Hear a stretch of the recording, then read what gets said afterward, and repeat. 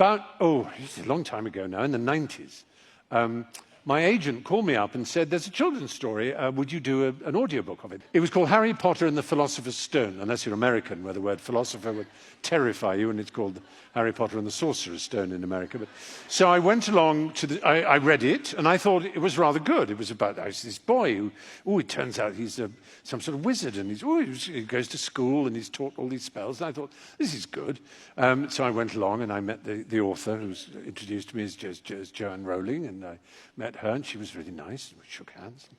And I started reading it, and it was good fun. And then on the second and a half day, or whenever, when I'd finished, I said to her, do you know what, I think this is pretty good. I think it's going to do well. She said, well, actually, I've already finished a second one. And I said, good for you.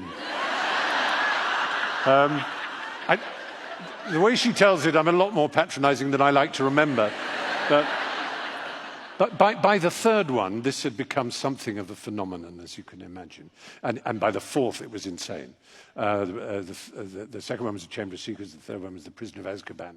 But I remember in that book, and this is the thing about reading, when you read a book for recording, I can usually go fairly well without making too many mistakes. I mean, some actors are slower and some, quicker, but I try not to. Yeah, thank you. I'm not saying this to show off, because actually I come out of this very badly. But there was one phrase, and this is what happens, that tripped me up. It was just 3 words. It's ridiculous. 3 words. And I couldn't say it. And the 3 words were, Harry pocketed it. See, I still can't say it. Harry pocketed it.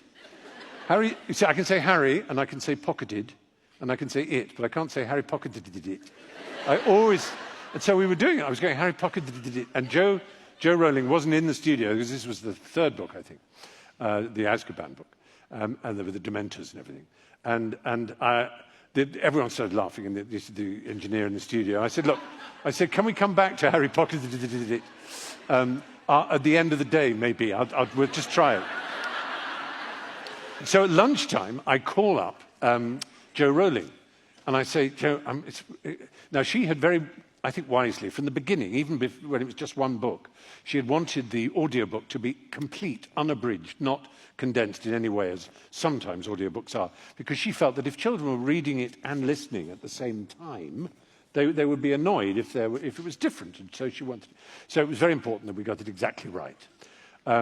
So I called her up and said, look, do you mind, I can't say Harry pocketed it. Would it be okay if I said Harry put it in his pocket?